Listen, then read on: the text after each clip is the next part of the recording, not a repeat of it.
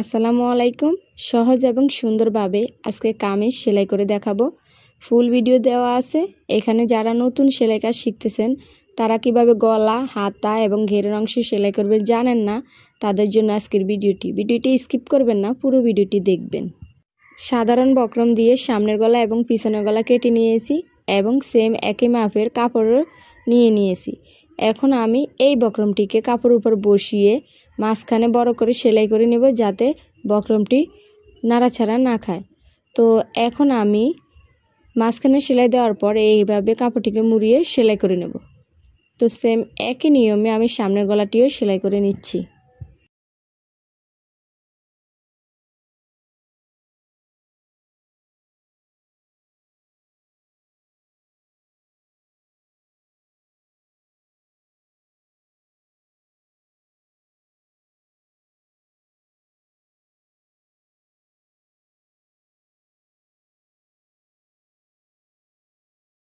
এই তো খুবই সহজভাবে গলার পট্টি দুইটি সেলাই করে নিয়েছি।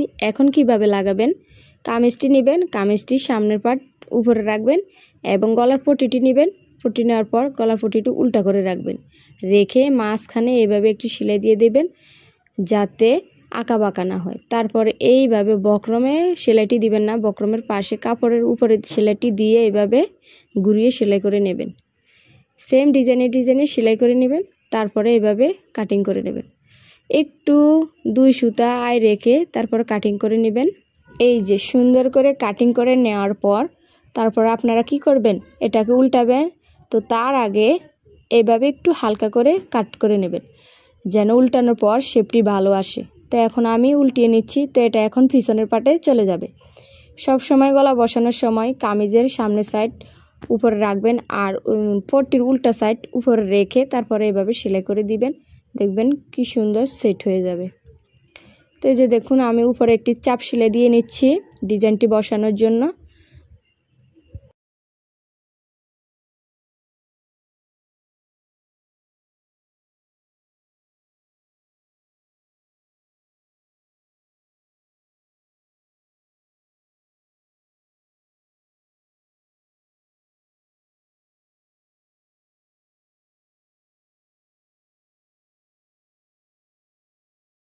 চাপ সেলাই দেওয়া হয়ে গেছে। এখন আমি পিছনের পাটের গলাটি বসিয়ে নেব। তো সেম একইভাবে গলাটি বসানোর পরে এভাবে উল্টিয়ে নিয়ে তারপরে একটি চাপ সেলাই দিয়ে নেবেন।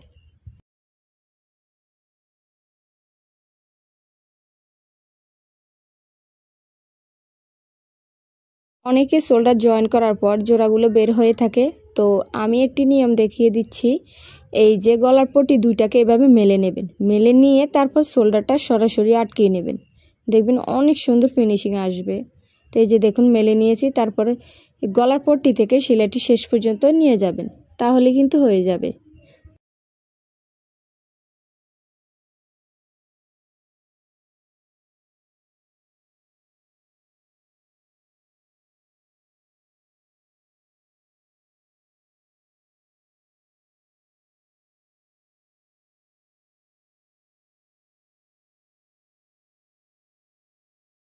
দুটো শোল্ডারে আমি এভাবে সেলাই করে নিচ্ছি।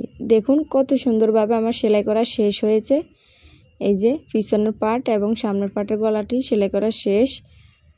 তো এখন আমি হাতাটি কিভাবে বসাবো, হাতাটি আপনারা দুইভাবে বসাতে পারেন। তো আমি আজকে একটি নিয়ম দেখিয়ে দিচ্ছি, তারপরে আপনাদের কমেন্ট পেলে আমি আরও একটি নিয়ম দেখিয়ে দেব।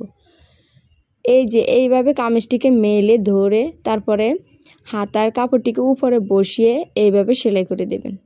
হাতার কাপড়টি অবশ্যই উল্টা থাকবে আর কামিজের কাপড়টি বা সামনের সাইড থাকবে উপরে আর কি, পিছনের সাইড নিচে থাকবে। তো এই যে দেখুন এক সাইড সেলাই করার পর অপর সাইড সেলাই করতে হলে অবশ্যই এটাকে একটু উল্টিয়ে নিজের ভাঁজ মতো নিয়ে নেবেন, তাহলে কিন্তু হয়ে যাবে। এই যে সেলাই করে নিচ্ছি, একেবারে সহজ। আর আরও একটি নিয়ম আছে হাতা সেলাই করার, তো ওই নিয়মটি আমি দেখানোর চেষ্টা করব। অবশ্যই আমাকে কমেন্ট করে জানাবেন কে কে দেখতে চান। তো এই যে আমার হাতা সেলাই করা শেষ, এটাও সহজ। আর তারপর আরও একটি নিয়ম আছে, ওটাও সহজ। তো যার যেটা ভালো লাগবে ওটা সেলাই করে নেবেন। তারপর আমি কি করব, ওই সাইডের হাতাটিও লাগানোর পর এইভাবে হাতার মোহরি থেকে যার যতটুকু মোহরি লাগবে অতটুকু নিয়ে সোজা সেলাই করে বগলটাকে সেট করে একেবারে সমান করে একুরেট রেখে সেলাই করে দিবেন। তারপরে এইখানে আপনারা হায়ের মাপ যত নিয়েছেন অতটুকু রেখে সেলাই করে দিবেন।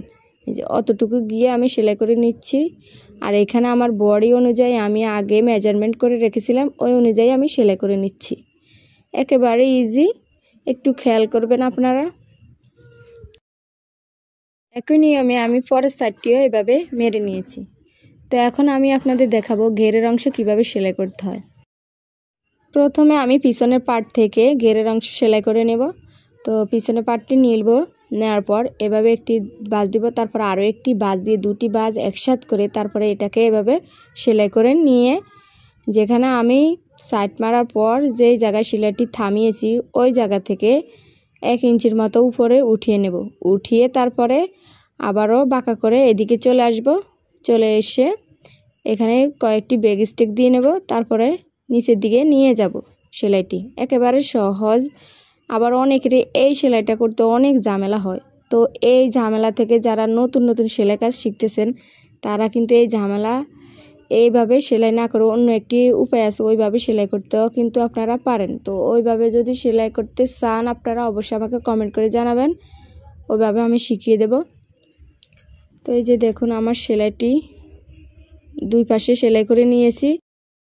এখন আমি নিচের যে ঘেরের অংশ ওই ঘেরের অংশটাকে একটি বাজ দিয়ে তারপর আরও একটি বাজ দিয়ে এভাবে সেলাই করে নেব।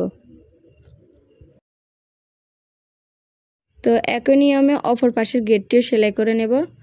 তো যারা এখনও আমার চ্যানেলটি সাবস্ক্রাইব করেন নাই প্লিজ চ্যানেলটি সাবস্ক্রাইব করে আমার পাশে থাকবেন।